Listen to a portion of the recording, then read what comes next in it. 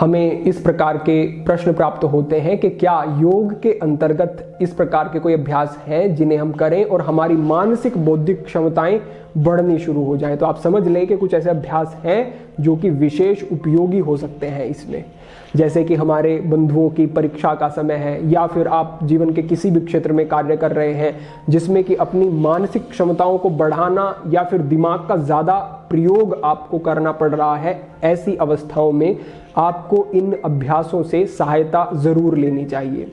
आज का हमारा जो अभ्यास है वो है हाकिनी मुद्रा का अभ्यास। ये एक विशेष अभ्यास होता है जिसमें आप अपनी उंगलियों के अग्रभाग टिप पर इस प्रकार से दबाव डालते हैं, इनको प्रभावित करते हैं, जिससे कि आपकी अवेयरनेस, सजगता, सक्रियता मस्तिष्क की बढ़नी शुरू हो जाती है, क्योंकि यहाँ पर बहुत सारे रिसेप्टर्स होते हैं जो कि संवेगों को, आवेगों को सीधा आपके मस्तिष्क तक पहुंचाते हैं। क्योंकि आपके हाथ ही पहले किसी वस्तु को स्पर्श करते हैं, ठंडा गर्म बहुत सारी चीजें अनुभव करते हैं, तो यहाँ पर जो रिसेप्टर्स होते हैं वो सीधा आपके मस्तिष्क तक बहुत तीव्र गति से संवेगों को, आवेगों को पहुंचाते हैं। तो इनको अगर हम प्रभावित करते हैं तो मस्तिष्क की सक्रियता बढ़नी शुरू हो जाती है। और अगर हाकिनी मुद्रा का अभ्यास करने के बाद आप पढ़ने के लिए बैठते हैं या फिर अपना दूसरा कोई कार्य करने के लिए बैठते हैं तो ये उपयोगी है, बहुत अच्छा है। किस प्रकार से आप इस मुद्रा का अभ्यास कर सकते हैं वो एक बार समझ लें। इस प्रकार से अपने हाथों को रखें और उंगलियों के बीच में एक अंतर आपको बनाए रखना है। दोनों हाथों की उंगलियों को आपस में इस प्रकार से आपको स्पर्श कराना है। यूं स्पर्श कराने के बाद केवल स्पर्श करा के ही नहीं रखना है, हल्का सा दबाव आपको बनाना है। तो ऐसे स्पर्श कराया यहाँ पर और फिर यहाँ पर थोड़ा सा दबाव बनाना आपने शुरू किया। तो इस तरह से आप समझें कि हमारी उंगलियों की जो टिप है वहाँ पर आपस में मिल के एक दबाव अभी बना हुआ है। इस दबाव को आपको बनाए रखना है और इस प्रकार से यहाँ पर भी आप रख सकते हैं। कमर को सीधा रखेंगे, आप आसन लगा लें जिसमें सुविधा हो, सिद्धासन, सुखासन, पद्मासन आदि इस प्रकार से रखेंगे, या फिर आप अपने हाथों को इस तरह भी रख सकते हैं। ये अभ्यास भी उचित है, कोई समस्या नहीं। तो इस प्रकार से आप बैठे और गहरी लंबी सांसें आपने लेनी है, गहरी लंबी सांसें। और जो आपकी सजगता है वो आपकी आज्ञा चक्र, जहां पर आप टीका लगाते हैं, दोनों भौहों के मध्य में आपकी पूरी सजगता यहां पर बनाए रखें।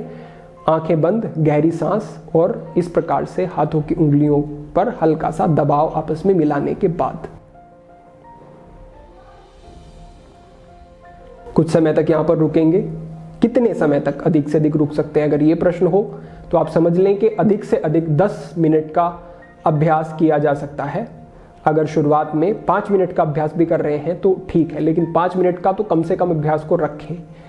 प्रश्न ये हो सकता है कि कब अभ्यास करना है, तो प्रातःकाल अभ्यास कर सकते हैं, मध्यकाल, संध्या काल कर सकते हैं, या फिर कुछ आपका ऐसा समय है जिसमें आप पढ़ने के लिए जा रहे हैं तो थोड़े समय तक इस अभ्यास को करने के बाद आप पढ़ने के लिए बैठें। उपयोगी होगा, विशेष उपयोगी सहायक होगा। मस्तिष्क की क्षमताएं बढ़ती हैं, सजगता बढ़ती है, स्मृति भी अच्छी होती है आपकी और चिंता तनाव से मुक्त रहता है व्यक्ति। ये इसके आप लाभ समझ सकते हैं। साथ ही साथ एक चीज का और ध्यान रखें कि आपको प्राणवायु का स्तर कभी भी कम नहीं होने देना है, क्योंकि आप अधिक प्रयोग कर रहे हैं मस्तिष्क का और मस्तिष्क को ऑक्सीजन की मात्रा अधिक होती है दूसरे शरीर के अंगों की अपेक्षा। तो आप जब ज़्यादा ऑक्सीजन पहुंचाएंगे शरीर में तो ज़्यादा मस्तिष्क तक जाएगी और ज़्यादा सक्रियता बनी रहेगी।